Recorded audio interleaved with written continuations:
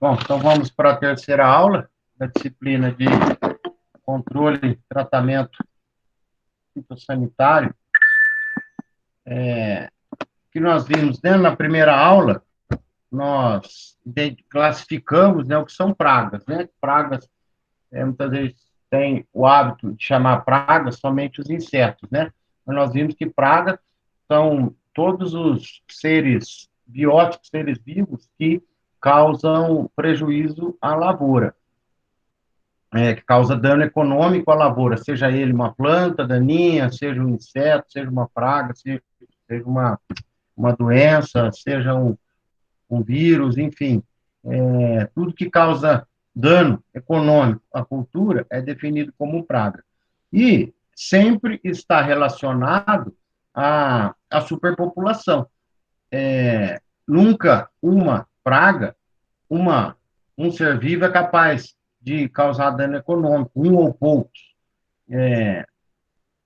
Para ele causar dano econômico, tem que estar em superpopulação. Aí ele se torna uma praga, né? Então, praga está relacionado a causar e dano econômico e está em superpopulação, né? Para causar o dano econômico, ele tem que estar em superpopulação. Nós vimos que a maioria dos motivos é pela perda do predador natural, por algum desequilíbrio natural ou da interferência humana, né? Então, identificamos, falamos o que é praga, o que nós temos que fazer? Identificar, né? Então, indo já para a agricultura, nós temos que identificar quais são as pragas chaves daquela lavoura e quais são as pragas secundárias, né? Que merecem menos atenção e as pragas principais merecem mais atenção. Lembrando que uma praga secundária, ela pode se tornar uma praga-chave, uma praga principal, se a população dela atingir um nível que passe a causar dano econômico na lavoura. Então, sabemos que praga está relacionada à superpopulação. Sabemos que temos que identificar quais são as pragas-chave da minha lavoura. Então, nós temos que fazer o levantamento da população, ou seja, quantificar, porque não tem que estar em superpopulação, então eu tenho que quantificar para saber o nível que se encontra aquela população. Então, tem os levantamentos de praga, né, que nós vimos que são 4 tipos, né, o levantamento de solo, onde você vai lá, retira a planta, procura praga de solo na raiz, você tem como amostragem também para levantamento de pragas o pano de batida, muito utilizado em grãos, onde coloca o pano de batida, bate nas folhas e lá vai cair principalmente percevejos e lagartas, e também os inimigos naturais, que eu consigo ver a presença deles, né? As armadilhas, tem as armadilhas tipo delta, armadilha adesiva e a armadilha luminosa, que trabalha com o comportamento do inseto praga, onde você quantifica através da captura. O total, o número de insetos capturados nessas armadilhas, a gente consegue ver o levantamento populacional. E, por último, o exame de plantas, né? Examinar, vasculhar na planta se encontra alguma praga. A vantagem do exame de plantas é que você já consegue avaliar também o grau de injúria que aquela praga está causando, né? Então, nós falamos desses tipos de levantamento. Fez o levantamento, nós temos que identificar que nível que está. Para cada cultura, para cada praga, tem um nível de dano econômico, um nível de controle e um nível de equilíbrio. Então, nós temos que manter a nossa praga em nível de equilíbrio, que é aquela que não causa prejuízo. Subiu do nível de equilíbrio, chegou no nível de controle, que é quando tem que fazer início do controle. E nível de dano econômico é onde eu não posso deixar chegar nunca, que se atingir o nível de dano econômico, ou seja, se eu deixar escapar o nível de controle, atingir o nível de dano econômico, eu já perdi o custo do meu controle, já não justifica o meu retorno que eu vou ter por conta que o prejuízo já está instalado, tá? Aí nós entramos nos métodos de controle, falando de cada um deles, né? Legislativo, mecânico, cultural, resistência de plantas, comportamental, físico, biológico, autocida e químico. Aí entramos na aula passada, onde nós detalhamos mais sobre os defensivos agrícolas químicos, que são os mais utilizados, né? Nós vimos tudo isso eu tive na aula passada, nós mostramos quais são os tipos de herbicida, quais são os tipos de formulação, de registro, enfim, falamos sobre os defensivos na aula passada. Então, agora entrando na terceira aula, hoje nós vamos falar das metodologias, das tecnologias, né, para ser mais exato, as tecnologias de aplicação de defensivos, né? Então, são os mais utilizados, então são os que merecem mais atenção, os que merecem mais informações e também não que são os mais importantes, né? Porque lembra que tem o MIP, que é o Manejo Integrado de Pragas, onde eu tenho todas as outras metodologias de controle antes de chegar no químico, né? O controle cultural, controle físico, variedades resistentes, é, o controle biológico, que é muito utilizado, é muito válido, controle cultural, controle comportamental da praga, enfim. Aí depois, por último, a gente entra com o controle químico, tá? Mas ele é o mais utilizado, nós dissemos, por conta de ser mais rápido, mais preciso, mais o custo-benefício, principalmente a velocidade de controle é muito maior, né? Então, por isso que nós temos que dar mais foco, e principalmente, vocês vão ver que metade quase aí da apresentação é com relação às normas de segurança para a utilização de defensivos agrícolas, né? É que nós dissemos que a gente não pode chamar de veneno, não é que não pode, né? Recomenda-se entre nós do meio agrícola não chamarmos de veneno, não chamarmos de agrotóxico, por conta da legislação até que é dito, né? Mas veneno, por exemplo, a gente não pode falar por quê? Porque nós temos a maneira correta de utilizar. Utilizando da maneira correta, ele não é um veneno, né? Então, qual é essa maneira correta de utilizar? É o que nós vamos ver hoje. Então, lá, os defensivos, eles é, é, não são jogados, né? Vamos falar um termo bem grosseiro, para assim, eles não são jogados, eu vou jogar um produto lá. Não, muito mais do que isso, né? O defensivo, ele tem alvo, ele tem dose e ele tem quantidade necessária, né? Então, quando a gente fala dose, é dose do produto, quantidade é o volume da cauda necessária de forma econômica, com a menor contaminação ambiental possível. Então, vê que a coisa já não é mais tão simples assim, né? Eu tenho o lugar certo de aplicar, eu tenho a dose certa, na quantidade certa, além dos três fundamentais. Tem que ser de forma econômica e sem contaminar o meio ambiente, né? Então, se não tiver esses cinco fatores, algum problema está acontecendo, né? Se não tiver, adianta eu ter a boa dose, ter o bom alvo, a certa quantidade, mas economicamente não está me compensando, ou seja, não estou no momento certo de aplicar, estou tendo prejuízo econômico, né? Estou tendo a contaminação ambiental. Então, os cinco fatores têm que estar integrados para que esteja ocorrendo a maneira correta em si, a tecnologia, né? Então, voltando um pouquinho, né, que a gente terminou a aula a segunda aula, a gente terminou falando exatamente desses dois, três próximos slides aqui, que é o alvo. O que é o alvo? Né? Cada defensivo tem o local certo dele atingir, tem a fase certa de ser aplicado. Né? Por exemplo, quando a broca da cana está no interior da galeria, eu consigo que o defensivo químico pulverizado atinja o inseticida, né? Então vamos pensar assim, a broca da cana, ela está lá no interior, ela forma aquelas galerias no caule, né, no colmo da cana, e ela está lá dentro. Adianta eu aplicar inseticida com avião nesse momento? Sim ou não? Não, Não adianta. Por quê, Daniel? porque você tem que aplicar, acho que um sistêmico, né? Eu acho. É, mais ou menos. Vamos falar assim, a resposta é não, tá certo?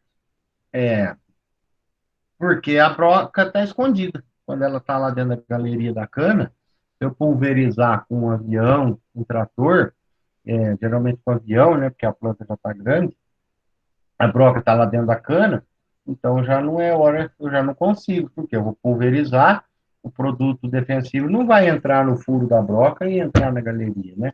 Ou seja, aí é o meu controle biológico que vai ter eficiência. Não com a mesma velocidade, mas ele vai ter eficiência, por quê? Porque a vespa que faz o controle biológico é capaz de entrar na galeria, naquele furo que a broca vai, e acertar a broca lá dentro, né? Então, isso que eu quero dizer, que é o alvo. Cada momento, cada hora. Então, o inseticida dá para a broca. Que hora que recomenda? A hora que a broquinha está saindo da folha, que eclodiu os ovos, ela está ganhando tamanho, raspando, está descendo a folha, está raspando o como, antes de entrar no como da cana, no caule, é o momento que eu tenho que aplicar inseticida. Ela entrou no caule, eu já não posso mais aplicar inseticida. Então, o que eu estou querendo dizer é o quê? É o alvo, né? O herbicida é a mesma coisa. Tem herbicida que deve ser aplicado diretamente na folha, tem herbicida que eu tenho que esperar chegar na época da semeadura, tem herbicida que é via solo. Então, ou seja, eu tenho o alvo, eu tenho o momento exato de aplicar, ou na floração, ou depende do tamanho da planta, ou da fase da praga, enfim, eu tenho o alvo correto. Quantidade correta, é a dosagem, né? Então, principalmente em herbicida, a gente vê que a dosagem muda demais. Vai de 1 litro a 5 litros, por exemplo, do glifosato, dependendo da estação, dependendo da planta, dependendo da espécie, eu tenho maior ou menor dosagem a ser aplicada. Como que eu sei tudo isso? A gente vai ver lá na bula. Hoje a gente vai chegar lá, falar em bula.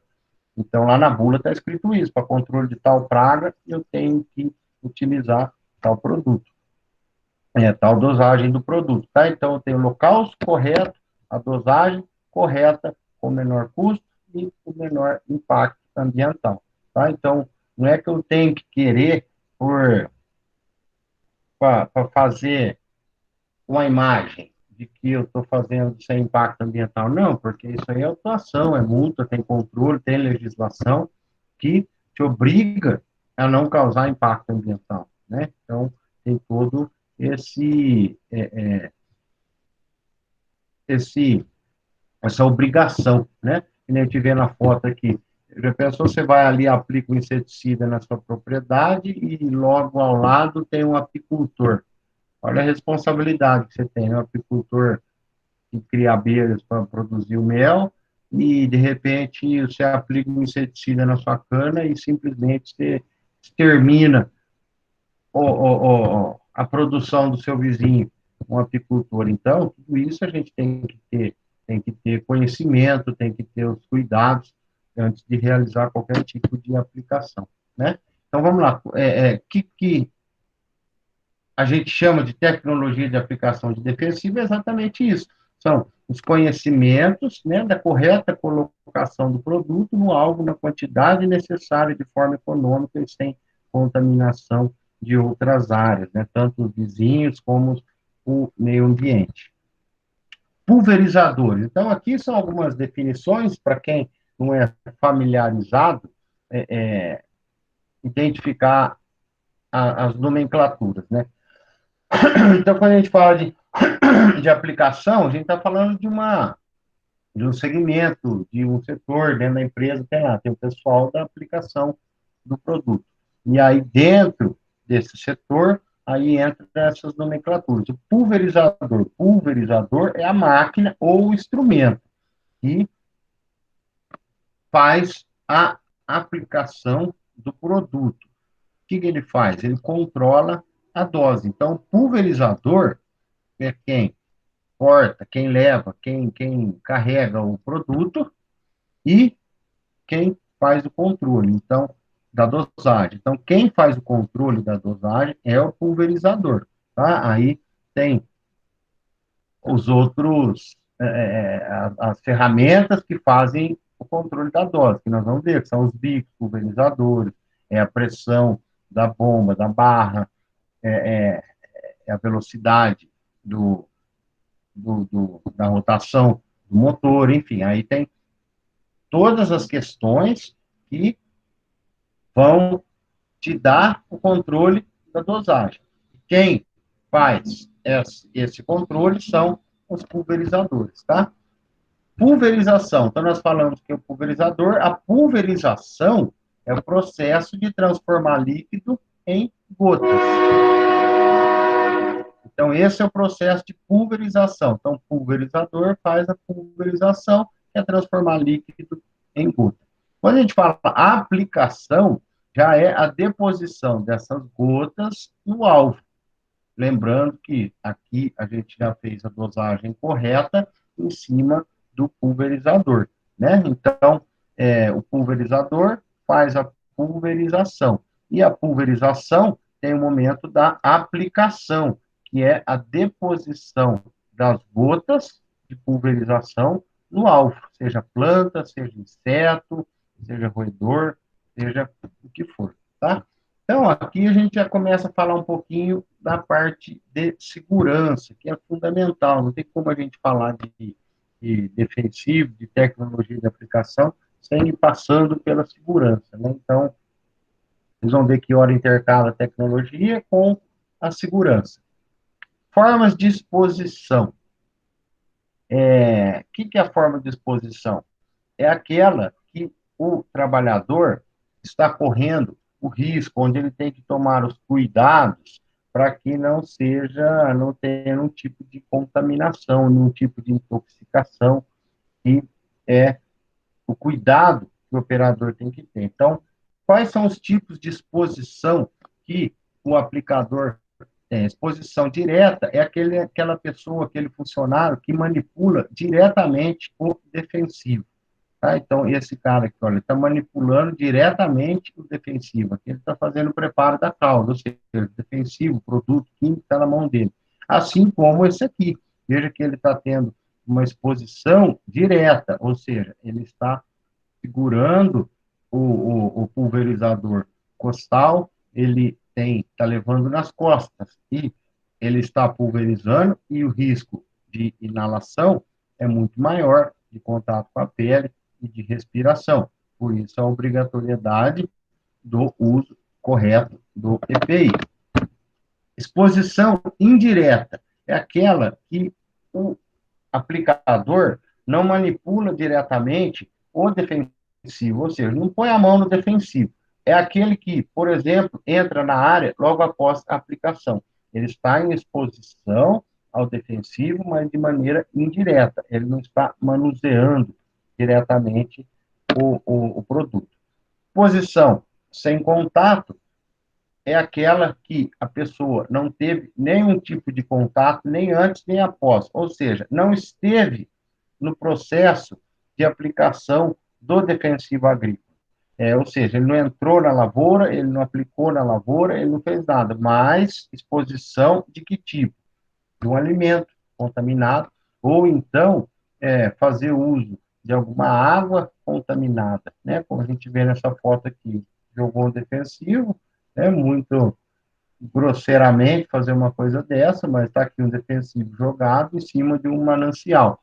Aqui, uma pessoa que não tem contato nenhum com a agricultura tem um tipo de exposição. Aí existe a exposição ocular, através dos olhos, a exposição via oral, por ingestão, veja aqui uma luva, manuseando, fumando cigarro. Então, ele está tendo uma exposição via oral, pela boca. Exposição ocular, através dos olhos. Exposição dérmica é aquela através da pele e a exposição respiratória é aquela através do sistema respiratório, né? Durante a respiração, inalar o produto. Aqui, então, uma pergunta, não sei se tem alguém que é da segurança aí da empresa ou que trabalha com isso, então uma pergunta, né? Qual que nós vimos os tipos de exposição que existem. Uma dessas duas aí é a que é a mais perigosa de contaminação, é a que mais contamina. Por onde vocês acham? Pela respiração ou pela pele? Pela pele. Todo mundo concorda ou não? As duas são críticas, né? Mas eu acho que a respiratória, eu acho que é a pior. As duas são. Falou aí, Daniel. Eu acredito que a respiratória seja pior. Então, você vê que tá 2-1 e as duas são as piores, né? Com certeza são as piores, mas tem uma que é a pior, é a dérmica, o contato com a pele. É normal, por que que eu faço essa pergunta? Inclusive em treinamento de NR31, que às vezes eu faço treinamento, a maioria do pessoal responde que é respiratória, mas na verdade a mais perigosa, que mais causa contaminação, é a contaminação dérmica através da pele, tá? Vocês vão ver que eu sempre cito o autor da informação, né? Aqui está sobreposto em cima da linha de baixo aqui, mas isso, vocês vão ver que sempre tem a fonte aqui, né? A gente nunca pode falar uma aula algo que a gente acha. A gente tem que falar baseado na literatura, tá? E se analisa Então, pelos EPIs dos defensivos, ou você pega uma máscara, vamos supor, de aplicação, ela é muito mais, assim, teoricamente falando, ela é muito mais composta de segurança do que uma luva nitrílica. É estranho, né? sim, sim. Mas você diz assim, que ela é muito mais, assim, o aparato de segurança dela é muito maior, você fala, já? Isso. Então, Você talvez por tem isso as que... roupas, né? As roupas que é usada para aplicação do herbicida, tudo, mas você pega uma máscara, você pega uma roupa, você vê que a máscara ela tem o carvão, ela tem o filtro, ela tem o pré-filtro, ela tem a parte acrílica dela, o óculos. Sim, sim. Só que, É, só que, talvez por por outro isso que eu lado, a tô... exposição dérmica assim, analisando melhor, ela é bem mais. Você rasga uma roupa aí, um furinho só que você pegar no braço ali, você já. Sim. Corrente E sanguínea, pensando, né, é. que considerando a pele um órgão, o maior órgão que nós temos é a pele, né? Ou seja, a maior área exposta que nós temos é a pele, né? Por isso que Do- fica da também, né, ponta, professor? Aquela tá? aplica... Por isso que hoje também fica bem restrita a aplicação no trator sem gabine, né? É, Então, nós vamos falar disso aí também. Nós vamos é, chegar lá. beleza. Mas é a dérmica, porque a área de exposição é muito maior, né? É, é, a respiratória, como você bem lembrou, uma máscara, uma boa tecnologia, né? Com o CA de garantia de segurança, protegendo via respiratória. É muito mais fácil do que você proteger o corpo inteiro, né? A pele é o nosso maior órgão, da Sim, ponta do verdade. dedão até a ponta da cabeça. Então, você proteger a parte respiratória é muito mais fácil do que proteger a pele, né? Então, aqui entra aqui, ó, considerando que a exposição dérmica é maior do que a respiratória, então, isso nós já falamos, o maior perigo é pela pele do que pela respiração. Então, algumas medidas têm que ser tomadas. Além dos EPIs, que todo mundo já conhece, já sabe quais são, né? Tem o jeito certo de vestir, o jeito certo de tirar, o momento de pôr a luva, o momento de tirar a luva, como manusear os óculos, enfim. Mas pouco se diz dos equipamentos de proteção coletivas, né, os EPCs. Então, os EPIs, todo mundo recebe quando vai trabalhar, a empresa vai lá e fornece os EPIs. Mas e os EPCs, que são os equipamentos de proteção coletiva, quais são? Então, eu dou alguns exemplos, mas dentro da empresa, dentro da sua atividade, tem que procurar conhecer quais são os equipamentos de proteção coletiva que diminuem o risco da operação. Por exemplo, aqui, ó, olha como que reduziu o número de a porcentagem de exposição da pele só pelo fato de tirar a lança da mão do operador, do manuseador, do aplicador e jogar para trás uma barra dessa maneira. 93% de diminuição da exposição dérmica, ou seja, 93% a menos risco de contaminação, né? Tá aqui os dados de onde eu peguei, da Unesp, enfim, é uma forma que a empresa encontrou de diminuir a contaminação. Olha aqui, aplicando a pulverização sendo feita, vê que é um manual costal pelo trabalhador sendo feita por trás, olha aqui, é aquele resultado anterior, 93% a menos de exposição. É óbvio, né? Porque quando ele põe a bomba nas costas e a lança e o bico na mão, ele está aplicando e está indo para cima de onde ele está aplicando, né? Então, lembra que tem a deriva, que nós vamos falar, mas ele está aplicando na frente dele, ele aplica na frente dele e vai indo em cima.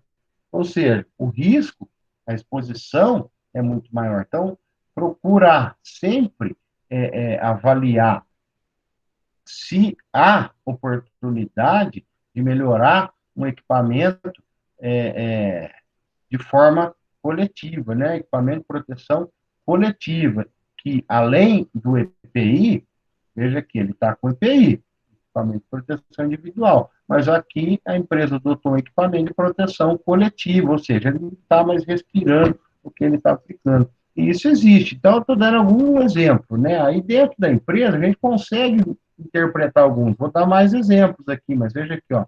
Ele poderia estar aplicando pela frente, ele está aplicando pelas costas. Olha aqui.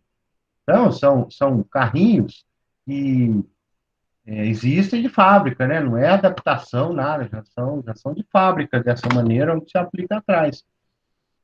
Olha aqui, esse aqui, ó, ele está indo pela frente, porque ele está fazendo a entrelinha, mas aqui, ó, ele tem um sistema antideriva. O que é deriva? É aquela, o arraste das gotas fora do alvo, né? Então, a gota tem o alvo, quando ela não vai no alvo, é uma deriva, ou seja, quando ela é arrastada pelo vento, pela temperatura, nós vamos falar um pouquinho mais de deriva mais para frente, mas veja aqui, ó, ele está fazendo uma proteção. Isso aqui também é um bico com pingente antideriva. Isso aqui também, além, óbvio, de operacionalmente diminuir o risco de acertar, que nem veja aqui, ó, aqui a planta daninha está aqui, e a lavoura, né, no caso a folhosa, está aqui. Veja que sem esse pingente, o risco de quando ele vier aqui controlar essa planta daninha, acertar a folha da lavoura é muito grande. Então, esse pingente, além de ser uma segurança para a lavoura, é antideriva, ou seja, auxilia no contato do aplicador com o defensivo, tá? Então, como aí o Ricardo falou, e nos tratores, né? Então, dei uma demonstração de um manual, e nos tratores, o que poderia ser feito, né? Alteração na posição das barras e a posição das barras com relação ao tratorista e presença de cabine, igual o Ricardo falou. Veja aqui, ó, esse aqui é o pior que existe. Barra lateral, isso aqui devia ser até proibido. Barra lateral, trator sem cabine. Posição, 38% do tronco, 30% do braço, 23% da perna. Veja o nível de exposição térmica que um operador desse está correndo, né? 38% de chance de entrar em contato no tronco, 30% de chance do produto entrar em contato com o braço, 23% de chance do produto entrar em contato com a perna nessa situação. barras laterais, trator sem cabine. É a pior que existe. Barras traseiras com cabine aberta. Veja que já mudou, né? Lá era 30 e pouco, aqui já caiu para 28% de chance do produto chegar no tronco, 20% de exposição dos braços e 13% de exposição da perna. Veja como diminuiu só de tirar a barra da lateral, ali na frente da escada do trator, e jogar para trás, né? Você já diminuiu aí 50%, quase, o nível de exposição do trabalhador. A outra opção, ainda é melhor, mas ainda não é a mais, né? Veja aqui, cabine fechada, com barra lateral, 18%, olha, com cabine fechada, hein? 18, mas já diminuiu bem, lembra que lá atrás a primeira era 38%, agora caiu para 18%, nos troncos, 10% no braço, 8% nas pernas, barra lateral. E daí, a melhor de todas, né? Ainda há risco de exposição, de contato, mas veja que caiu de 38, a lá era 38, aqui era 25, aqui era 32, quando a cabine é fechada e o bico de pulverização está lá atrás, né? Então, a traseira, barra traseira, trator cabinado. Ainda há o risco de exposição, segundo a pesquisa, está aqui o autor. Mas cai aí para 20%, né? Elimina 80% do risco de contaminação do tratorista, tá? Então, nós temos que ver na empresa da gente o que está sendo utilizado e sugerir, né? Junto com o pessoal. Muitas vezes o pessoal da segurança não tem o conhecimento ou não foi lá visitar as máquinas, então a gente que trabalha, né? Veja isso aqui, barra dianteira. Para que essa barra está aqui? Mesmo, tá jóia, o trator é cabinado, mas não justifica ter uma barra dianteira. Se ele jogar essa barra lá para trás, o risco de contaminação cai um absurdo, né, de bom. Olha aqui, tá certo, legal, barra traseira, cabine aberta. Veja aqui está tendo uma alta deriva com a cabine aberta. Cabine aberta com barras traseiras. Olha aqui, cabine aberta com barra dianteira. Isso aqui é um atentado contra a saúde do trabalhador, né? Apesar que tem o sistema aqui antideriva, mas ele está fazendo uma pulverização com a barra dianteira no trator aberto. Isso aqui não devia poder, né? Aliás, corretamente não pode, né? Mesma coisa aqui, ó, é traseira, tudo bem, mas veja que ele é tipo um atomizador, ou seja, que tem uma grande quantidade sendo aplicada com pressão. Num trator sem cabine, o risco de exposição é muito alto, né? Mesma coisa aqui, ó, cabine aberta, veja que é uma propaganda de um equipamento, mas com cabine aberta. Não, não é a melhor opção, né? Isso aqui é o melhor. Cabine fechada com barras traseiras. Aí fala, mas eu não tenho a cabine. Ó, veja aqui esse resultado, ó. Cabine com sistema de bom sistema de vedação reduz 90% de exposição térmica do tratorista. Então, poxa, reduzir 90%, hein? Nós vimos lá, trator com cabine aberta, olha a diferença, um trator com cabine fechada, 90% a menos de risco de contaminação do trabalhador. Mas falar, meu trator não tem cabine, compra. Até tem uma marca aqui que não é propaganda, mas eu conheço, é uma ótima cabine, que é inclusive a que foi testada nessa referência que eu estou dando aqui. Compra para qualquer trator, você consegue comprar cabine e reduzir, né? Então, não tem por que estar trabalhando um pulverizador com cabine aberta.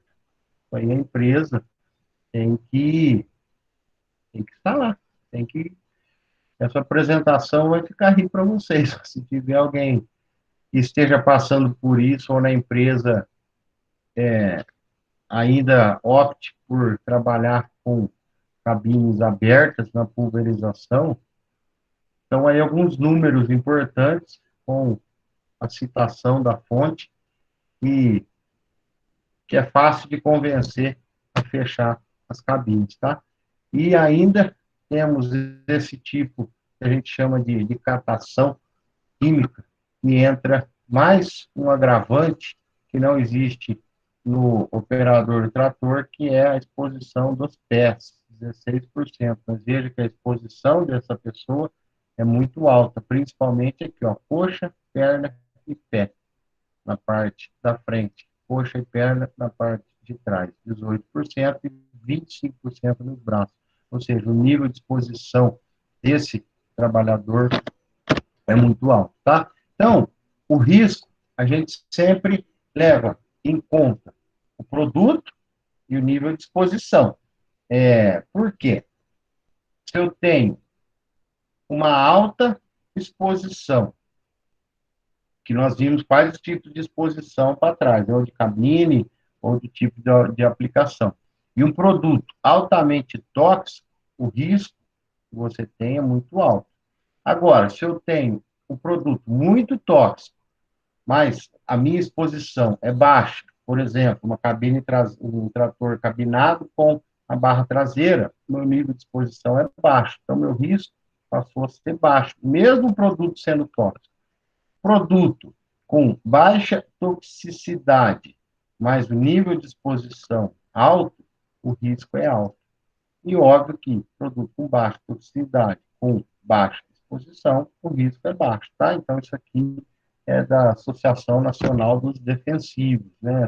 Essa tabelinha aqui. Então, não só a toxicidade do produto, que muitas vezes é o que a gente sempre pensa, né? Fala assim, oh, esse produto é perigoso, esse produto é forte, oh, esse produto aqui cheira muito, mas sempre acaba deixando de lado a questão da exposição do trabalhador, né? Então, vê muito a questão da toxicidade, fala, ó, classe 1, altamente tóxico. Agora, se a minha exposição é baixa, meu risco é baixo, né? Então, agora, se o produto é tóxico, a exposição é alta, aí o risco passa a ser alto, tá? Então, durante essa pergunta eu vou responder, mas durante a pulverização dos defensivos, qual que é o maior motivo de intoxicação dos trabalhadores? Eu comentei lá atrás, alguém quer arriscar aí? Qual que é o maior motivo? É mais difícil um pouquinho. É a deriva, tá? O pior que tem para contaminação do trabalhador. O que é a deriva? É o arrasto de gota para fora do alvo. Então a gente vai ver que a deriva, tanto agronomicamente para os resultados de controle, é horrível, e o nível de segurança também é muito perigoso. Então, o que é a deriva? É o arraste das gotas, né? Igual a gente está vendo aqui, ó.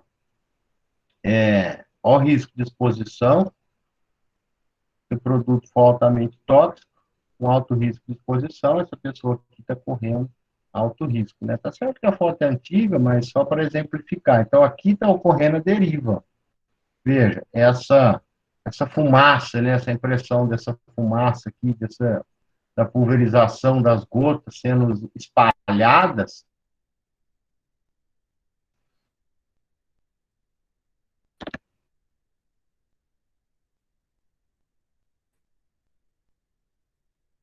a pessoa vai aplicando um produto e andando, indo de encontro, né? Então, olha, está ele mesmo fazendo a nuvem do defensivo, indo ao encontro do produto aplicado, né? Isso aqui é a deriva altamente nociva ao aplicador. Isso aqui também, esse tipo de aplicação, isso aqui não existe, né? A aplicação, ela tem que sair da barra. O que é a aplicação? É sair da barra e entrar do pulverizador e entrar em contato direto com o alvo. Isso que a gente está vendo aqui na foto é totalmente errado, né? Ela não está atingindo o alvo, então veja que ela não vai ter o resultado esperado, de controle, de atingir o alvo e contaminação de quem está ali próximo, né? Mesma coisa aqui, olha aqui uma deriva. Produto indo embora. Então, pensa do ponto de vista econômico, qual que é o prejuízo que você está tendo aqui, né?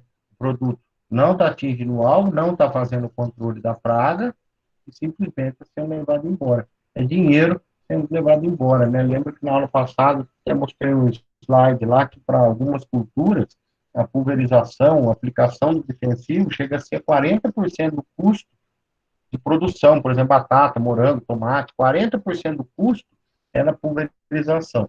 Agora, imagina se, além do custo ser elevadíssimo, você deixar o produto embora desse jeito, né? Então, nós vamos falar o que a gente tem que fazer para reduzir essa deriva.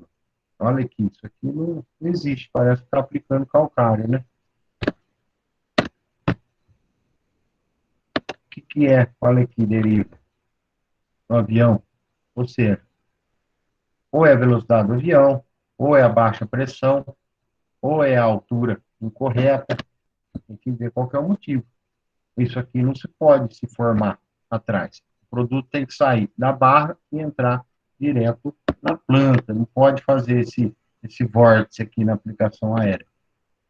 Veja aqui não está tendo deriva, ó. Você vê aqui, está indo do bico de pulverização, entrando na planta, entrando na lavoura, penetrando as folhas. Isso é o ideal, né? Veja a diferença desse para esse. Então, isso aqui não está tendo deriva, ó, zero deriva. Isso aqui é o ideal, tá? Então, o que causa deriva? Tamanho da gota e condições climáticas. Pronto, o motivo é esse. Se estiver tendo deriva, o motivo é um desses dois, tá? Então, em se falando de tamanho de gota, quanto maior o diâmetro da gota, menor é a deriva e evaporação. Menor o risco de contaminação de alvo e do trabalhador. Então, o que está querendo dizer? Quando a gota é muito pequena, com certeza, ela é mais fácil de ser arrastada pelo vento, né? É óbvio. Quando a gota é muito pequena, ela também evapora. Se ela evapora, ela não atinge o alvo, ela vai embora, ela é arrastada. Então, eu tenho que aumentar o meu tamanho de gota para diminuir a deriva, tá? Então, lá, o tamanho da gota, por sua vez, está diretamente relacionado com o tipo de bico utilizado, tá? Então, ó, um dos motivos da deriva é o tamanho da gota. Gota pequena, muito deriva, muita contaminação. Como eu aumento a gota, eu mudo o bico. Quando a gente fala bico, na verdade, nós estamos dizendo ponta de aplicação. Ele não é composto só do bico, né? Veja que ele tem o corpo, essa parte preta aqui, tem lá dentro um filtro da ponta, a ponta propriamente dita, então tem o filtro para que não entupa a ponta. Lembrando que o pulverizador ele tem filtro lá no tanque, ele tem filtro na barra e ele tem filtro no bico. Então, o produto, a cauda, para chegar além da peneira, fora que joga o produto, né? Então, para não chegar nenhum tipo de algo que cause entupimento, né? Então, no pulverizador, na tampa, já tem uma peneira, na saída, embaixo do tanque, tem outra peneira, tem a peneira, na saída, embaixo do tanque, tem um filtro, lá na barra tem outro filtro, e no bico tem outro filtro, tá? Para de maneira alguma chegar a algo que possa entupir a ponta de aplicação. Tem o corpo e o anel de vedação. Então, veja que nós temos bicos de leque de jato plano, bicos cônicos, vazio e cheio. Então, ó, eu tenho 3 tipos de bico.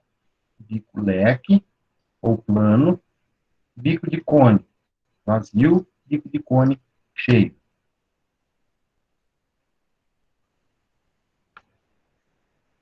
Alguém chegou a mensagem aqui, Daniel vai ter que sair da aula que a internet está ruim. Tá bom, Daniel, mas sai e vê se consegue muitas vezes aí retornar um sinal melhor. Eu acho que não é da minha internet, né? Muitas vezes, se todo mundo estiver vendo aí ó, com dificuldade, me avisa que pode ser o problema na minha internet aqui também. Mas se for só o Daniel, demais aí tá tudo em ordem, né? Para mim tá ok. Legal, legal, Ricardo. Então vamos lá. Então, os tipos, eu tenho bico leque e bico cônico. Legal, Cláudio. Obrigado. Bico leque e bico cônico. O cônico eu tenho cheio e vazio, e os leques. Os leques são os que produzem gotas maiores, também são chamados de bicos antideriva, ou seja, ele tem menor risco de deriva, ou seja, o resultado dele é melhor, menos risco de contaminação.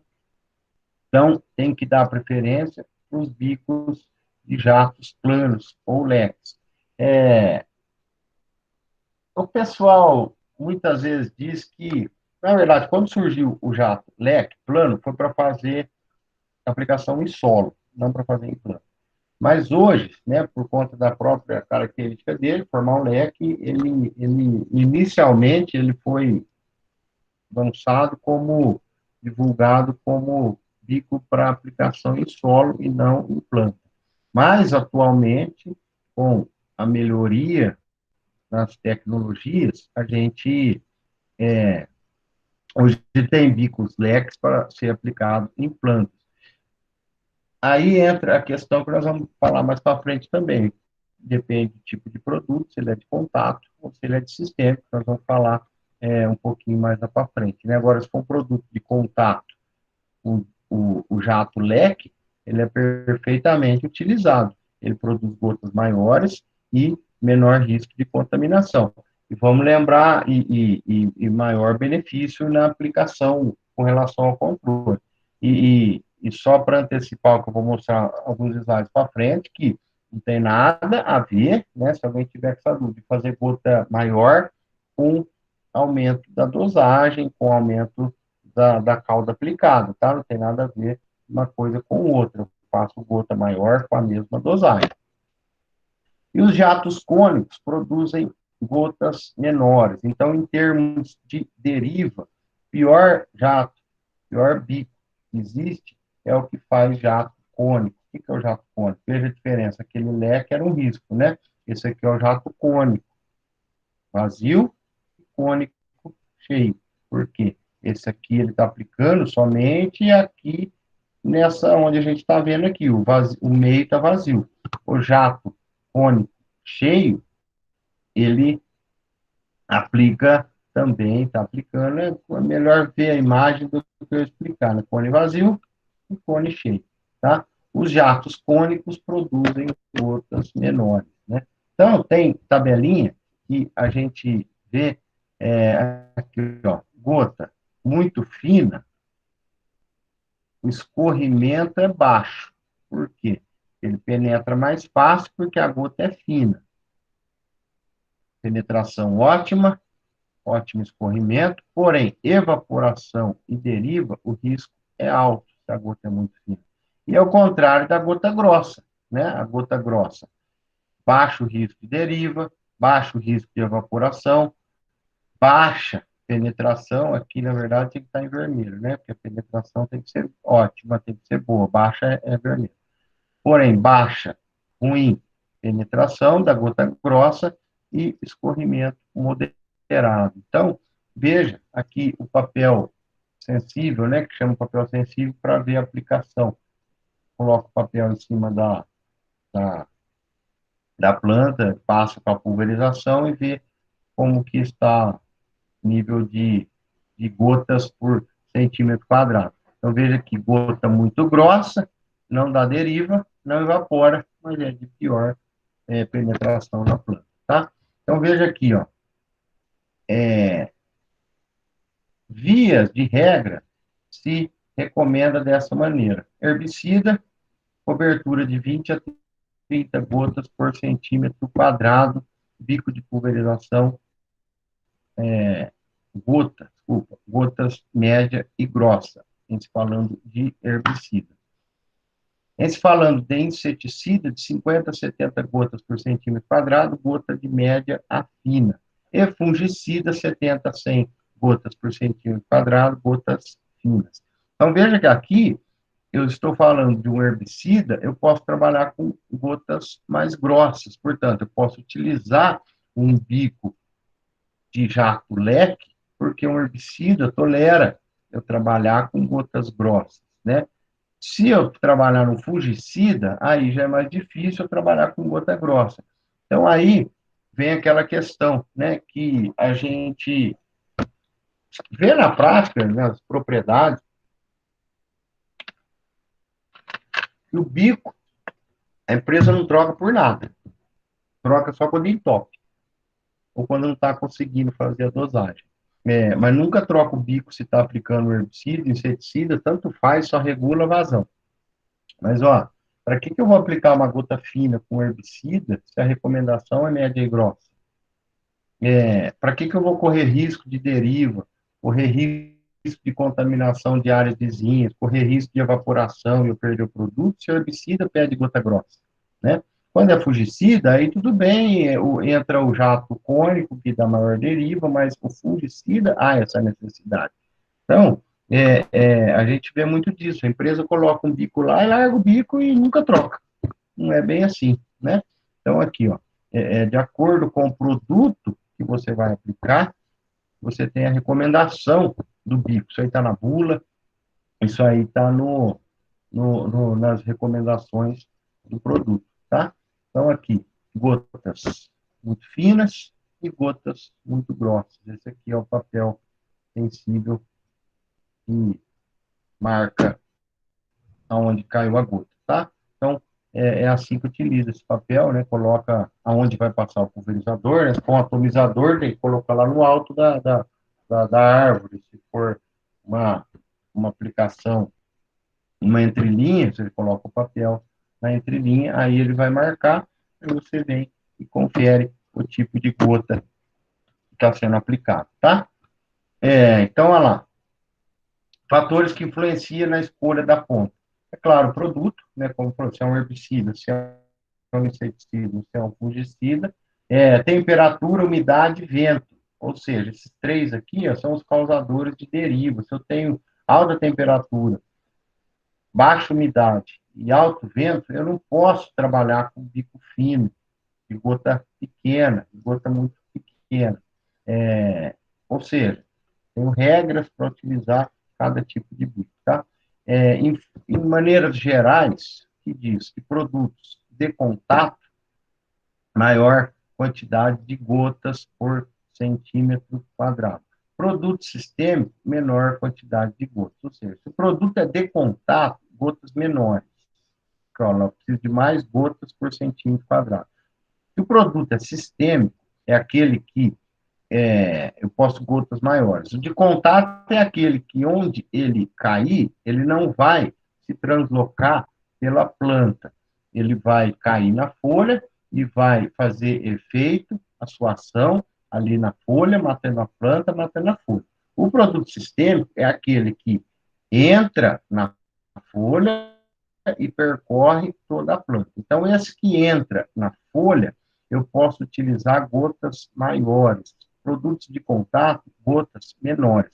E veja o que eu disse com relação à vazão, que não importa o tamanho da gota para vazão do produto. Veja aqui, ó, gotas muito pequenas, 40 litros por hectare, ó, 258 gotas por centímetro quadrado. Ou seja, gota extremamente fina, aplicando 40 litros por hectare. Gotas extremamente grossas, aqui, ó, 32 gotas por centímetro quadrado, são gotas extremamente grossas, aplicando 40 litros por hectare. Então, não me importa o tamanho da gota, não tem nada a ver com a dosagem. Eu consigo qualquer dosagem do produto, qualquer volume de caldo, seja 100, seja 200 litros por hectare, com qualquer tipo de gota, tá? Então, não vamos deixar o cérebro, às vezes, imaginar a gota maior, a dosagem vai ser maior. Não tem nada a ver uma coisa com a outra, tá?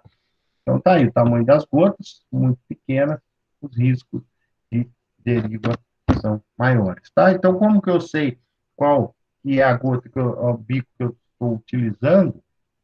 eu vejo por aqui, ó, tipo de bico, sempre vai estar aqui. XR é o bico leque, tem a denominação, e tem uma tabela, acho que eu tirei daqui, mas aqui é o tipo de bico, se é jato, se é leque, se é cone. Aqui é o nome do fabricante, esse aqui é leque, então ele tem o ângulo de abertura do leque, 110 graus. 0,4 é a vazão, 1,5 litros por minuto, o 0,4. Então, isso aqui é tudo tabelado. O V, S é o material.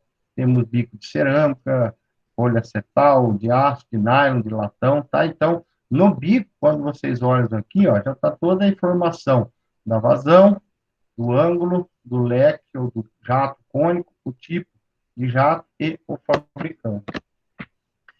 E os bicos com indução de ar. Veja que aqui é interessante, é o que está na moda, é o que todo mundo usa. O que é o bico com indução de ar? Para produzir gotas extremamente grossas, né? Que nós já dissemos que reduz a deriva e a evaporação. O que ele faz? Quando o produto entra aqui, tem um sistema de entrada de ar, onde o ar se mistura com o produto, ao contrário, estou fazendo de cima para baixo. O produto entra aqui, no que ele é tipo um tubo de Venturi que fala na irrigação. Quando o produto passa aqui, ele puxa o ar. Então, o líquido fica com bolhas. E essas bolhas formam gotas grossas, com ar, né? Então, são bicos de indução de ar. São altamente indicados contra a deriva. Então, são os bicos mais utilizados atualmente, são os bicos com indução de ar, tá? Então, como nós dissemos que os fatores climáticos são fundamentais para a gente evitar a deriva, então, se na minha frente de trabalho não tiver um termo, higro, anemômetro, o que é termo? Marca a temperatura. Higro, a umidade, anemômetro, o vento. Então, se eu não tiver um equipamento desse, não custa caro, na frente de trabalho de pulverização, já começa errado por aí. Né? Por quê? Porque tem as recomendações, umidade mínima do ar, 55%, porque abaixo disso evapora, a gota não chega na planta, vai evaporar antes de chegar na planta, depois da barra de pulverização, a gota já vai embora, se tiver menos de 55% de umidade. O vento não pode, o vento tem que estar entre 3 a 10, não pode estar acima de 10 e a temperatura tem que estar abaixo de 30. Ou seja, isso aqui são regras para não ter deriva, para ter eficiência da aplicação do produto. Ora, se na minha frente de trabalho eu não tiver um equipamento para medir a umidade do ar, a velocidade do vento e a temperatura, já começa errado por aí, né? Então, eu posso estar fora dos padrões, então de nada adianta eu estar aqui falando de bico, da escolha do bico certo, bico com injeção de ar, se eu não sei a minha umidade relativa do ar, não sei a velocidade do vento, não sei a temperatura, de nada adianta eu fazer uma correta escolha do bico, tá? Então, ó, o controle de deriva é um dever do produtor, que, além de causar um enorme prejuízo, contamina o trabalhador e o meio ambiente, tá? E o cara não tem que querer, porque a norma, a lei, a norma NR 31.5 exige que a deriva seja controlada pelo produtor, tá? Outros cuidados, bicos, manter desentupidos, aqui um bico entupido, como que perde toda a característica de uma ponta de aplicação, né? Detalhe, não desentupir com a boca, a gente ainda vê umas loucuras dessas, né, de a pessoa pondo o biquinho na boca e soprando. Bico sem vazamento também, mesma coisa, né, prejuízo econômico e ambiental. Filtros, sempre manter limpos. Olha aqui um filtro nessa condição, que afeta totalmente a aplicação do seu produto, né, aqui é um filtro limpo, olha a diferença. Esses filtros são assim, né, vazamento, prejuízo ambiental e financeiro, filtros sujos. Aqui uma pesquisa onde diz qual que é os maiores problemas dos pulverizadores. Manômetro errado, 90% na pesquisa com equipamentos com mais de 2 anos, os manômetros estão errados. Depois, problema no bico. Depois, erro na taxa de aplicação e vazamentos. Então, veja que qual que é o foco principal que tem que ter nas máquinas de pulverização. Manômetro e bico. São as principais causas de problema na pulverização. E além da calibração do equipamento, nós não vamos fazer a aula prática, né? A gente costuma fazer essa calibração dos equipamentos, na aula de máquinas, eu acredito que o Reinaldo dá essa calibração. Acredito não, o Reinaldo, na aula de máquinas, ele dá os cálculos aí de calibração. Lembrando que, independente do tipo de pulverizador, todos devem ser calibrados, né? Aplicação manual costal também se calibra.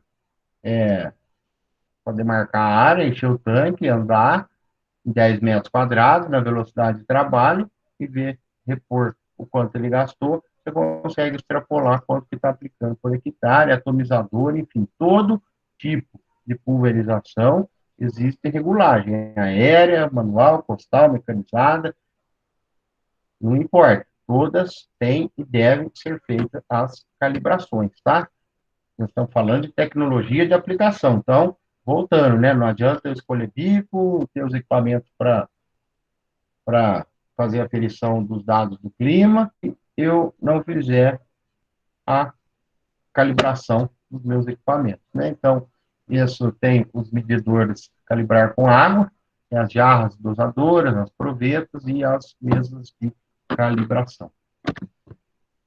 Rótulos e bulas, tá? Então, de tecnologia de aplicação, propriamente dita, a gente falou. Agora, entrando numa outra questão de rótulo e bula, todo produto defensivo, assim como o produto lá do supermercado, ele tem a data de validade, tem lá a tabelinha nutricional, tem modo de armazenar, tem os conteúdos, os rótulos e as bulas dos defensivos agrícolas também tem lei específica, né, de 2002 aí, que tem os requisitos de um rótulo, tá? Então, ó, o rótulo, aqui em cima, tem os cuidados com o meio ambiente, aqui embaixo tem os pictogramas, nós vamos ver nos slides seguintes, que são os pictogramas, a faixa de classificação toxicológica, os dados do fabricante, os cuidados no uso e precaução e primeiros socorros e tratamento do produto e os pictogramas de aplicação. Então, veja que o rótulo, ele é padronizado, ele obrigatoriamente ele tem que ter essas informações aqui. Então, vamos ver mais aproximados pictogramas. Pictogramas são esses desenhos aqui que já nos diz o significado só de olhar, né? Veja que aqui eu tenho pictograma do lado esquerdo, da caveirinha, do meio rótulo, e do lado direito. É a mesma coisa? Não. Os pictogramas do lado esquerdo são os cuidados que eu tenho que ter para preparar a cauda. Os pictogramas do lado direito são os cuidados que eu tenho que ter na aplicação. Então, essa é outra regra, tá? Então, ó, sempre se olhando o rótulo de frente, olhando para a caveirinha aqui. Do lado esquerdo, é no preparo da cauda, quais os EPIs que eu tenho que utilizar. E do lado direito, quais os EPIs que eu tenho que utilizar durante a aplicação. E são esses, tá? Então, os desenhos, os significados, utilização de macacão, avental, luva, protetor facial, também cada desenho aqui tem o seu significado, né?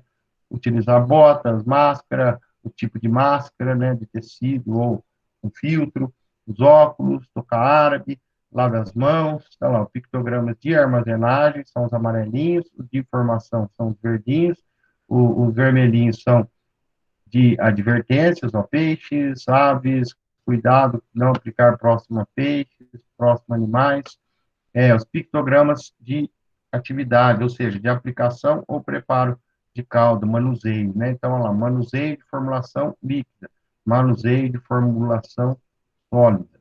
Aplicação, se eu aplico em líquido ou se eu aplico em sólido. Então, veja que aqui meu desenho já diz isso, ó, líquido ou sólido. líquido ou sólido. Tudo isso tem que estar lá no rótulo, tá? Então, o rótulo, aí eu já vou ligar com a informação do receituário agronômico, que o receituário agronômico ele tem que estar de acordo com a bula. Agora aqui eu já estou falando da bula, tá? Essa aqui é uma bula. Igual tem a bula do remédio, o produto tem a bula dele também. Então, eu dei um zoom aqui, nesse pedaço aqui, ó. Veja que em todo produto, lembra que nós vimos na aula passada com relação ao agrofit, né? Para saber se aquele produto é liberado para aquela cultura ou para aquela praga. Então, lá no rótulo, está escrito isso aí, ó. Para qual, isso aqui é um herbicida, para qual planta daninha ele é controlado. Então, está aqui o tipo de capim, o tipo de planta daninha que ele controla, a espécie, dose de aplicação, cultura, arroz e soja. Então, veja, eu só posso aplicar esse produto no arroz e na soja. São os únicos dois que eu tenho licença, autorização, registro para aplicar arroz e soja, tá? E a dose para o arroz e a dose para a soja, para essas pragas. Então, veja que esse produto, ele é exclusivo para duas culturas e para essas plantas daninhas, tá? Ele é uma classe de herbicida. Então, isso tudo eu tenho que prestar atenção no rótulo. E o rótulo tem que estar de acordo com a receita agronômica, ou ao contrário, né? A receita agronômica tem que estar de acordo com o rótulo. O que é a receita agronômica? Para comprar um produto, eu tenho que ter o receituário. Igual quando você vai numa farmácia comprar um remédio, você precisa ter a receita. Se você comprar um defensivo agrícola, você também tem que ter a receita. Tá? A receita, ela está na fase onde o técnico agrícola, agropecuário, está podendo assinar. Tem estado que já está permitindo, tem estado que ainda está em adaptação, mas a tendência é o técnico agrícola já poder prescrever uma receita agronômica. Tem lugar que já, tem empresas que já conseguiram, cooperativas que já conseguiram esse direito, né, de o técnico poder assinar, o que eu acho, na minha opinião, muito justo, porque na maioria dos casos o técnico é quem está lá no campo. Aí o que acontece que a gente vê o técnico, por exemplo, numa cooperativa, o técnico vai lá no campo, vê, ou numa empresa, fazenda, seja o que for, o técnico vai lá no campo, vê e avisa pro agrônomo que muitas vezes nem foi ao campo fazer a receita. Ué, está errado isso, né? Esse que é o questionamento, né? Que nem em cooperativas, muitos agrônomos ficam, vamos falar, no escritório. Quem está lá no campo vendo a praga é o técnico.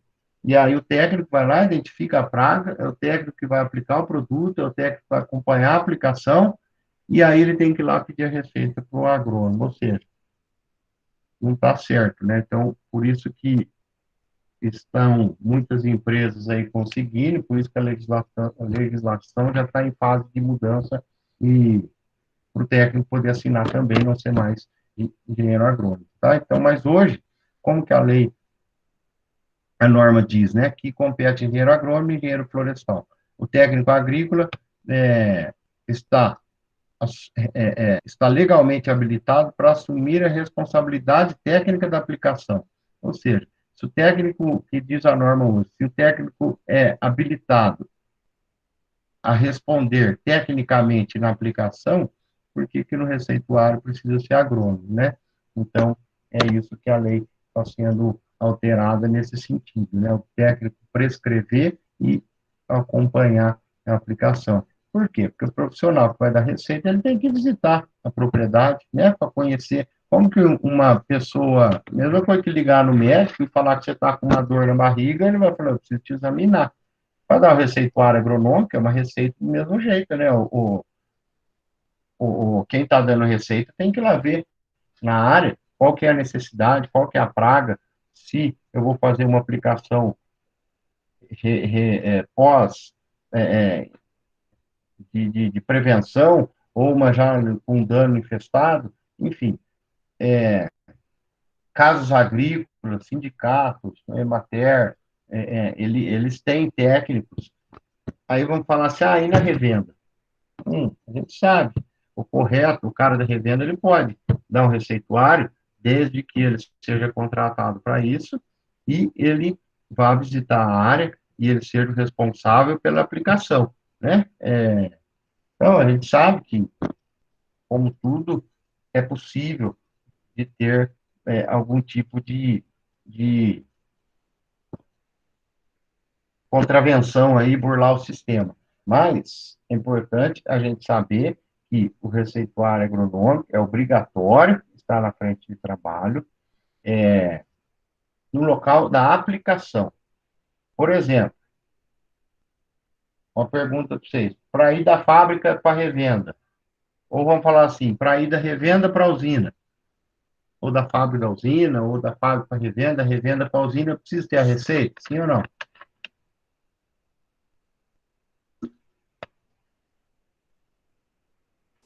Acho que não, que você não tem que aplicar Daí, o produto. isso, exatamente, Paulo. Então, da fábrica para revenda, ou da revenda para a usina, da revenda para a fazenda, não precisa ter a receita, porque a receita tem que estar no, no local da aplicação, no usuário final. Então, quem tem que possuir a receita é o usuário final, não é só no transporte, eu não preciso ter a receita, tá? Então, existem todas as penalidades, né? Pode perder o registro, multa, principal motivo de autuação de produtor com relação à fiscalização, aqui, ó, cuidados com deriva, utilização de EPI, armazenamento errado, aplicação com equipamento errado, ou seja, tem produto que não pode ser aplicado via aérea. Então, se estiver aplicando via aérea, ou seja, equipamento não recomendado, autuação. Aplicação em cultura não recomendada, o asterisco está querendo dizer, atuação mais comum, aplicação em cultura não recomendada, ou seja, igual eu mostrei aquela bula lá atrás, para o arroz e para a soja. Se aplicar em outra cultura, é a autuação dos órgãos de fiscalização. Tá? Produtos não registrados. Então, como é que uma bula? Uma bula é assim, ó. Desculpa, no receituário agronômico. Então, tem o nome de quem vai utilizar, o nome de quem vai aplicar, local que vai fazer a aplicação. Aqui na parte de baixo, a recomendação técnica. Então, na bula, é igual uma receita, desculpa, falando bula é receita, é igual uma receita de médico, né, lá, produto, Roundup, diagnóstico, testação de braquiários, ou seja, na bula do Roundup, diz que ele pode aplicar em braquiária. Em qual cultura? Em cana-de-açúcar. Então, é permitido, porque está lá na bula, está lá no agrofite que nós vimos, e braquiária na cana, você pode aplicar Roundup. Em qual dose que está lá registrado no agrofite e na bula? 5 litros por hectare. Qual maneira que eu posso aplicar? Terrestre. Então, lá na bula do Roundup, não tem aplicação aérea. Está lá só terrestre. Também não tem manual, deve ter. Então, eu posso fazer manual ou terrestre. Na bula, na receita minha, está lá, terrestre. Se a fiscalização for lá, tiver escrito terrestre, e você estiver aplicando postal manual, é autuação. Aplicação imediata, carência. Não se aplica porque é para dessecação, por exemplo. Outro detalhe, ó, área a tratar, 15 hectares. Quantidade a retirar, 75 litros, que é o quê? 15 hectares vezes os 5 litros por hectare. 5 vezes 15, 75. É outra coisa, eu só consigo retirar o que tiver na minha receita, igual a receitinha do médico. Se ele mandou você comprar uma caixinha de antibiótico, se você chegar na farmácia, você não compra duas. Então, a receita é a mesma coisa. Então, ó, se é 5 litros por hectare, eu tenho que tratar 15 hectares, eu só posso comprar 75 litros. O cara não vai te vender mais do que isso, tá? Número de aplicações, uma, calda, 200 litros por hectare. Então, veja que na receita está exatamente a receita, né, do bolo que eu tenho que fazer. O que mais que tem na receita? Está lá os dados do Roundup, ela tem que ser aplicado em plantas infestantes serem controladas, já germinadas, em boas condições de desenvolvimento, ou seja, tudo isso aqui, ó, com temperatura inferior a 27, umidade acima de 70, vento abaixo de 10, ou seja, para evitar deriva, está lá na receita, na bula. Então, a receita, ela copiou a bula, porque a bula, quem está dizendo qual que é a temperatura que eu devo aplicar o Roundup, qual que é a umidade do ar, qual que é a velocidade do vento, tá? Orientação para manejo integrado de pragas, está lá na bula também. Aí aqui, ó, equipamentos de proteção obrigatório, está na bula e tem que estar na receita. Destino da embalagem, ele tem que te dizer aonde você tem que devolver a embalagem, também na receita. Aí o responsável pela receita assina e o responsável pela retirada do produto assina. Então, a receita é obrigatória a estar lá na frente de aplicação. E saibam que isso funciona, é uma fiscalização que existe, é uma fiscalização quer ter certeza que vai ter uma fiscalização, mas só dá alguma coisa errada, sabe? Eu, na prática, infelizmente, já passei por situações, por exemplo, de equipamento estourar lá o tanque de calda. De repente, a válvula do registro estourou e o produto caiu todo no chão. Fiscalização aparece em 2 minutos. O que é a primeira coisa que a fiscalização pede? A receita. Se não tiver receita, esquece que está mais do que ferrado. Te leva para a polícia ambiental, te leva embora. E, tendo a receita, a primeira coisa que ele vai ver é se está a aplicação de acordo com a receita. Se não está de acordo, se tem produto errado, dosagem errada, aplicando de maneira errada, produto não registrado para aquela cultura, ele vai pegar o responsável por ter feito a receita, né? E vai te levar embora. Se for uma polícia ambiental, eles têm o poder. Se for uma fiscalização da defesa fitossanitária, eles não têm poder de polícia, mas eles mandam chamar e a polícia vai te buscar, porque a polícia ambiental, ela controla, uma das coisas é essa aí, qualquer crime ambiental que esteja próximo a ocorrer, ou tenha ocorrido, a polícia ambiental faz o trabalho dela, investiga, primeira coisa que vai pedir é a receita e interrogar o responsável pela liberação da receita, tá? Então, isso é o que eu disse, eu já tive isso na prática, já senti que o negócio é muito sério, tá? Então, veja aqui, por exemplo, chega uma fiscalização, olha essa receita agronômica. Área, tem nada, adquirir 18. Ou seja, mandou adquirir 18 galões, mas não tem a área. Dosagem, está em branco. Volume da calda, está em branco. Controle D, está em branco. Então, ele mandou comprar, só aqui, ó, adquirir 18 galões desse produto. Não tem intervalo de segurança, não tem informação nenhuma. Mesma coisa aqui embaixo, ó, adquirir 2 baldes desse produto, mas não tem área, não tem volume de calda, ou seja, a receita está inconforme com a legislação, essa aqui de baixo, tá? Então, tem uma receita incompleta, só para... Aqui está certo, mandando comprar esse produto para essa área, adquirir, cadê a dosagem? Então, aqui está certo, a dosagem 80 ml por hectare, ele vai tratar 87 hectares, então eu vou comprar 7 litros do produto. Aqui, esse de cima aqui está certo, mas esses dois de baixo aqui, uma autuação, com certeza, não passaria essa frente de trabalho, tá? Então, existem todas as penalidades de perda de registro e multas se tiver danos ambientais. Período de carência ou intervalo de carência, que eu mostrei que tinha lá na bula, que tem na receita, o que que é? É o número de dias que tem que ser respeitado entre a aplicação e a colheita, tá? Esse vem escrito na bula. É importante respeitar para que não haja resíduos nos alimentos acima do permitido, tá? Então, período de carência ou intervalo de segurança, que está lá na receita, que está lá na bula, é quantos dias depois da aplicação que eu posso colher. Ou seja, eu já sei quando eu vou colher, eu sei quando que é o último dia que eu posso aplicar o meu produto. Então, esse é o período de carência. tá? Então, só para finalizar também, em termos de normas para aquisição, nós já dissemos agora que é o receituário agronômico.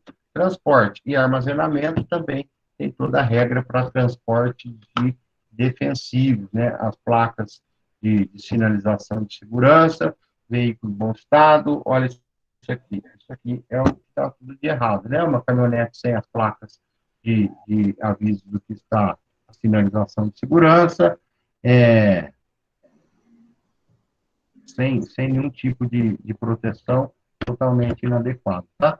Lembrando que esses casos ocorra um acidente com defensivos e esses produtos provocarem danos ambientais, ele está enquadrado na lei de crimes, tá? Então, não é uma contravenção, é cadeia se um produto, uma carreta, nesse caso aqui, com defensivos, contaminar um lençol freático, é crime ambiental, tá? Previsto multa e até mesmo cadeia, reclusão de 2 a 4 anos dos infratores. Então, para transportar, tem que ter o motorista um curso, uma, uma habilitação especial para transporte de produtos perigosos.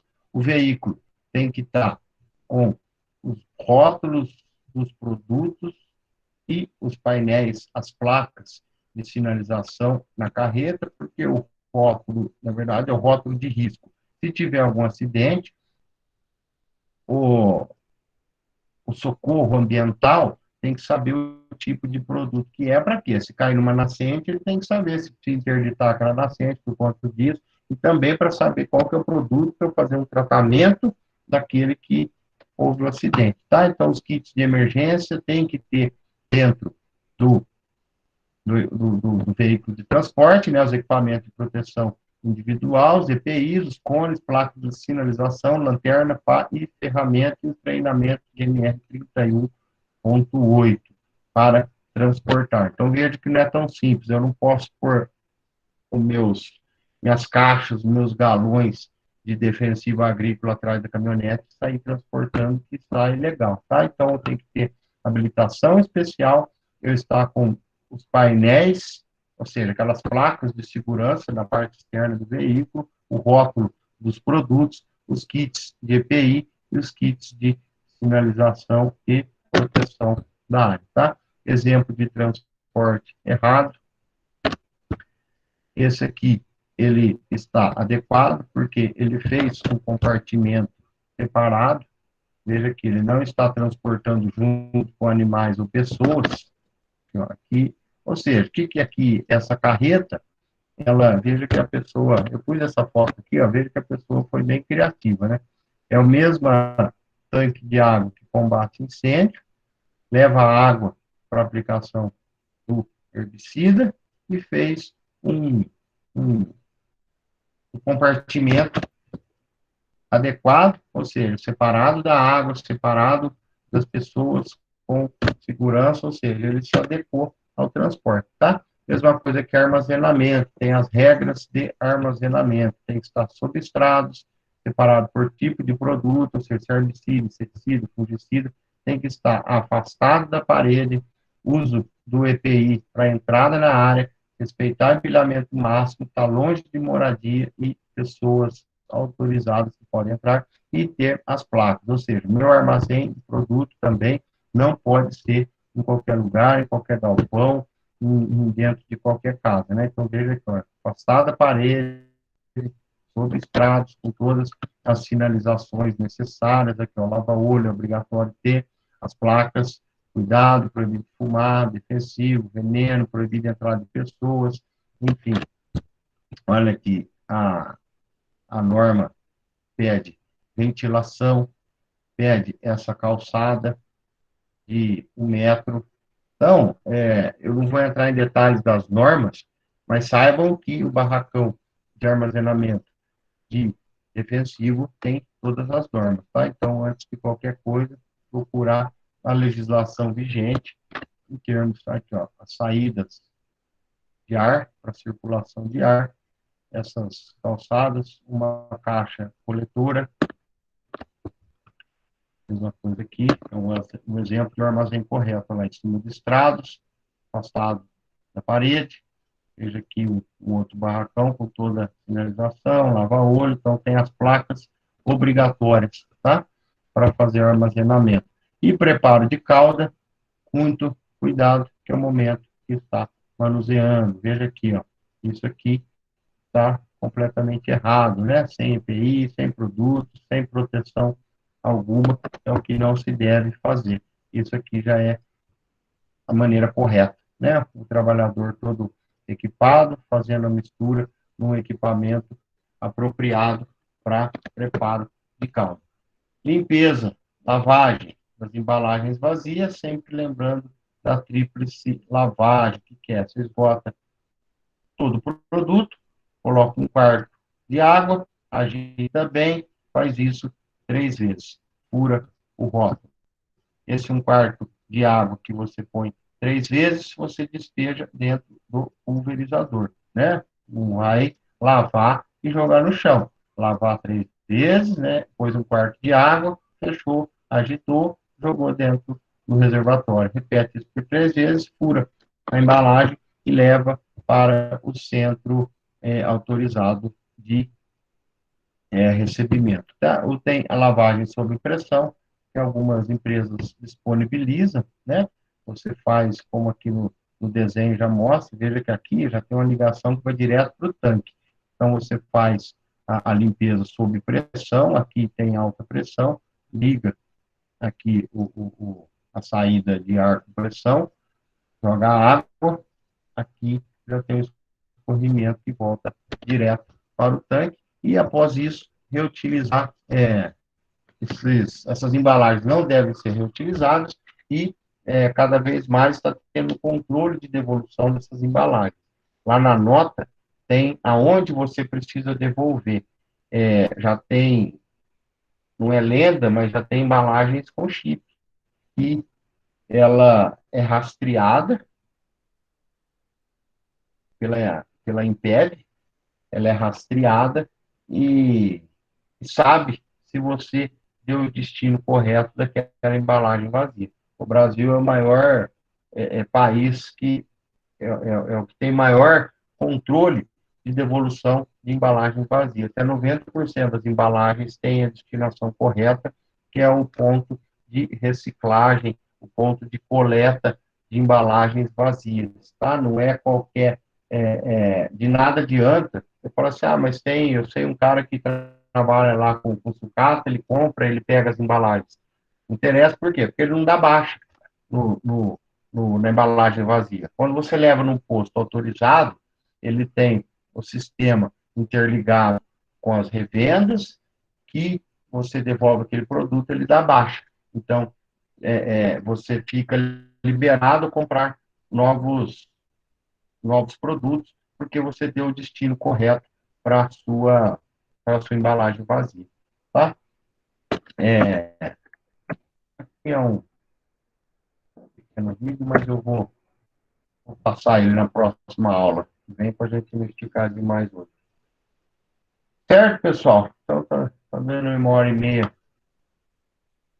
do nosso conteúdo. Passei o conteúdo programado para essa aula.